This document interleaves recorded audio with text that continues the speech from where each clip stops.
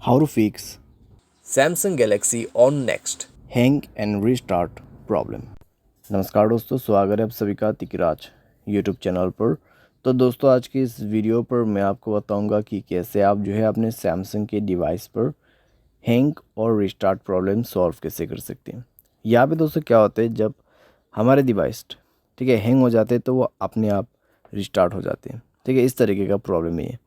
तो अगर दोस्तों आपकी जो डिवाइस है, ठीक है सैमसंग का, वो भी अगर हैंग हो जाते, हैंग होने के बाद अपने आप रिस्टार्ट भी हो जाते, तो ये किस तरीके का प्रॉब्लम है, ठीक है, और आपको कैसे ये प्रॉब्लम फिक्स करना होगा, आज के इस वीडियो पर मैं आपको सॉल्यूशन बताने वाला हूँ।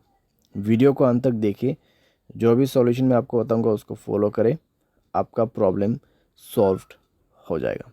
ठीक है, वीडियो शुरू करने से पहले दोस्तों, अगर आपने चैनल को सब्सक्राइब नहीं किया है तो सब्सक्राइब करते हुए बेल आइकन को क्लिक करें।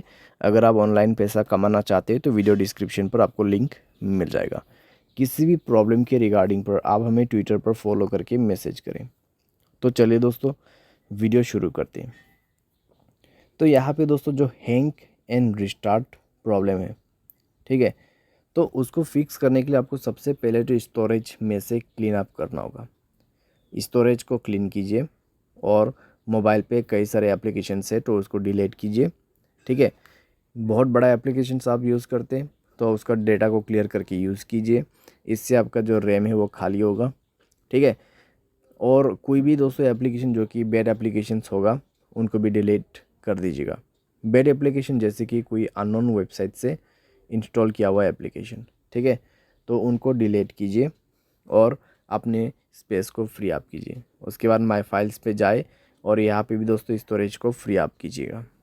ठीक है, जब स्टोरेज आपका 40 to 30% एम्प्टी हो जाएगा तब आप अपने मोबाइल सॉफ्टवेयर को अपडेट करेंगे।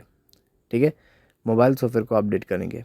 मोबाइल सॉफ्टवेयर अपडेट होने के साथ ही साथ आपका प्रॉब्लम सॉल्व हो जाएगा। ठीक है, तो हैंग और रिस्टार्ट का जो इशू है आप इसी तरीके से फिक्स कर सकते हैं। तो ये सॉल्यूशन को आप फॉलो करके देखिए, प्रॉब्लम सॉल्व हो जाना चाहिए। अगर सॉल्व हो जाता है तो अच्छी बात है।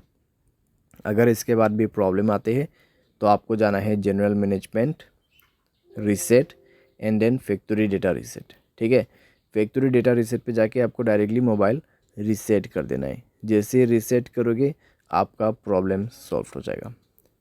तो इस तरीके से दोस्तों आप अपने हैंग एंड रिस्टार्ट प्रॉब्लम को फिक्स कर सकते हैं।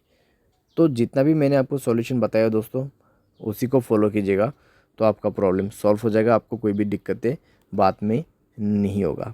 ठीक है, तो जो पॉसिबल सॉल्यूशन था मैंने आपको वही बताए, तो आप भी उसी को फॉलो कर लेना।